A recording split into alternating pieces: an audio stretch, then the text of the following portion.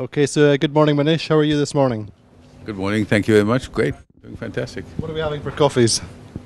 I'm having one of these Nespresso ristrettos with milk.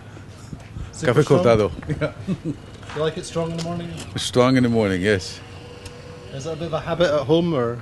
Yeah, we have have an espresso in the morning, usually. It's a really nice thing to start the morning with. Good. How are you enjoying Europe then? Because you guys are relatively new to Europe and racing over here. Everybody's loving it. All of our crew loves it. I love it. It's fantastic. Ibiza has been very nice. It's got a lot to offer, and we have fun at nights and have fun in the mornings. Unfortunately, the wind is a little bit less than we had expected, but everybody is in the same condition, which is not bad. Your team looks like you have a lot of fun. Yes, we have a motley crew of people and mostly friends, and we're not as serious as the others, and probably that's why we make a lot more mistakes than everybody else. But we have fun. How do you get the balance right as an owner? I mean, you seem to enjoy it as well, but you do have to have the guys here in the morning ready to go. Well, they know that when they're here at the regattas, they have to be a bit more serious, and they got to be on time, and everybody depends on them to be exactly on time and do their job. So I think people feel that sense of responsibility, and they come to work exactly when they're supposed to, and they do exactly what they're told. That's it.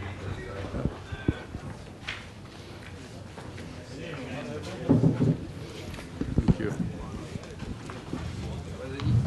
So how did you get into sailing to start with, going way back? Because I think you had a break, didn't you? Yeah, I started in 1988. My father-in-law started me in sailing. He was a good sailor, and he came to California, and we rented a boat and went sailing, and I loved it. And 6 months later, I bought a boat. What did you buy to start with? My first boat was a McGregor 65, so I started at a 65-footer. And you worked down to a TP52. I worked down to TP52. Yeah, it was an adventure, that boat. It was. Yeah. And what is it you love about the competition? Everything. I mean, the fact that we all work together and try hard every day. And especially this competition is fantastic because we are competing against the best in the world. I mean, every single tactician, every single navigator on every boat is world famous. So it's pretty good to measure yourself against the best and see if you can improve. Is that what you do in business? In business also. Of course, in business we try to invent things that nobody else has yet. So we get ahead before everybody else does. Tell us a little bit about your business then, because we don't know much about it from over here in Europe. Yeah, our business is making solid-state drives, which is basically taking a hard drive concept and making it out of semiconductors. And we invented the product in 2007. We have large customers worldwide who make data centers. And does that take up a lot of time when you're at home, or are you hands-on with business? We're very hands-on with business. We work 50, 60 hours a day, a week at least, and also on the weekends constantly on the iPhone. Constantly? Even at regattas? Even in regattas. So be hands-on. And how do you manage expectations within the team and within yourself? Because as you said the other day, you felt like you were here just getting a beating every day. Well, once in a while we get the light at the end of the tunnel, and that's what keeps us going. We got a second, we got a third. Yesterday we were first at the top mark. We have basically taken most of the small mistakes out of the way. The turns are good, the crew work is good. Those sort of things are good. Now we just have to take the big mistakes out of the way. And for example, at the top mark, we made a huge error and jibed rather than staying with the fleet. A few times during the regatta we did the same thing. We didn't cover others that were behind us. So that hopefully as we go we'll learn more and I think everybody in this fleet is so good that you can't give an inch to anyone. So you have to stay in front of them in order to beat them. You can't just go somewhere else.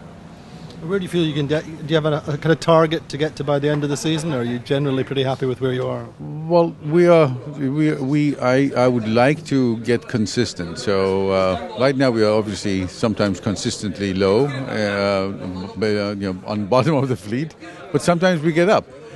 So what I like to do, at least consistently work ourselves up, one boat at a time, and get up to the middle of the fleet by the time we get to Sardinia. And the owner-driver thing is something which is becoming special to this fleet. How do you get on with the other owners, and just give us an insight into the rivalry and friendships? Yeah, all the owners are super nice people. We had dinner with them a couple of nights ago on board Nicholas's boat. Everybody is super nice, very nice people, very friendly people. So I really enjoy talking to them, having fun with them. I think it's a fantastic rule having an owner-driver. Of course, some of the boats have got professional drivers, but that's also good because when I get ahead of someone who drove in the America's Cup, I think, oh wow, that's fantastic. You go home and tell your friends about it. Yeah. I just beat Mike Tyson.